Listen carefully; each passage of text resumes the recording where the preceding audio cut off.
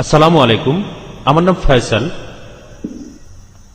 আপনি কোরআনের এ কথাটা কিভাবে ব্যাখ্যা করবেন যে আল্লাহ সুবহানাহু ওয়া তাআলা হলেন সর্বজ্ঞ, তিনি অতীত, বর্তমান, ভবিষ্যতের সবকিছু জানেন। তাহলে কোরআনের আগে অন্য গ্রন্থ পাঠালেন কেন? শুধু কোরআনকেই পাঠালেন না কেন? আপনাদের সামনে নতুন একটি ইসলামিক ভিডিও নিয়ে আসলাম, সবাই মনোযোগ দিয়ে দেখবেন এবং শুনবেন।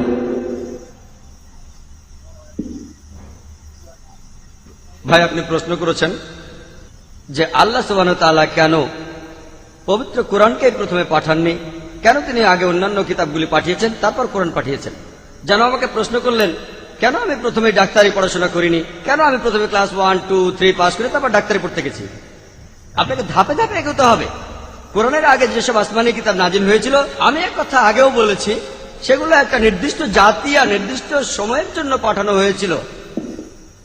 পবিত্র কোরআন নাজিল হয়েছে সমগ্র মানব জাতির জন্য, আর কোরআনের নির্দেশ পৃথিবীতে থাকবে চিরদিনের জন্য। সেজন্য আগের আসমানি কিতাবগুলি সেই সময়ের জন্য। আল্লাহ ঠিকই ভেবেছিলেন, তিনি সবকিছু জানেন, তিনি জানতেন কখন আসমানি কিতাব পাঠাতে হবে। এমন নয় যে আরো আগেই পাঠাতেন। যেমন একজন টিচার জানেন ছাত্রকে কতখানি পড়াতে হবে, এর বেশি পড়ানোর দরকার নেই। তাই আল্লাহ ঠিক করেছেন মানুষ এখন সেই স্তরে উঠতে পেরেছে যাতে তাদের উপর চূড়ান্ত কিতাব নাজিল করা যায়।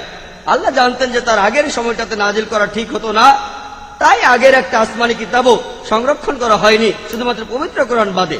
কারণ কোরআন সর্বশেষ এবং চূড়ান্ত আসমানি কিতাব। আর যদি কোরআনকে আল্লাহর বাণী হিসেবে প্রমাণ করতে চান, এটা 1400 বছর আগে প্রমাণিত হয়েছে, আজকেও প্রমাণিত হবে এবং আল্লাহর বাণী হিসেবে চিরকালই প্রমাণিত হবে ইনশাআল্লাহ। আলোচনার বিষয় হলো ইসলামে নারীর অধিকার। তবে আমার মনে হয়েছে যে এই অনুষ্ঠানটা আসলে এখানকার পুরুষ শ্রোতাদের জন্যই হচ্ছে। যদি এই বিষয়টা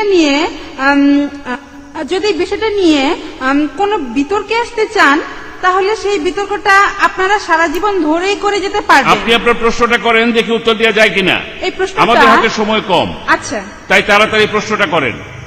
আচ্ছা, আমার এই প্রশ্নটা ইসলামিক রিসার্চ ফাউন্ডেশনের কাছে। আপনাদের অনুষ্ঠানের বিষয়টা হলো ইসলাম ধর্মে নারীর অধিকার। তাহলে আপনাদের স্টেজের উপরে কোনো মহিলা নেই কেন? স্টেজের উপরে কেন শুধুমাত্র পুরুষরাই বসে আছে? এই ব্যাপারটা আসলে এখানে উপস্থিত মহিলা শ্রোতাদেরকে কোনোভাবে সন্তুষ্ট করতে পারছে না। বোন, আপনি প্রশ্ন করলেন যে আজকের এই অনুষ্ঠানে স্টেজের উপরে কোনো মহিলা নেই কেন। কারণ এই অনুষ্ঠানে কোনো মহিলা বক্তা নেই বোন। আমাদের ইসলামিক রিসার্চ ফাউন্ডেশনে প্রত্যেক শুক্রবার একটা অনুষ্ঠান হয় যেখানে মহিলা বক্তা থাকেন আর তারাই কথা বলেন। আজকে আমি এই অনুষ্ঠানের বক্তা আর আমি একজন পুরুষ, আলহামদুলিল্লাহ, আমি কোনো মহিলা নই।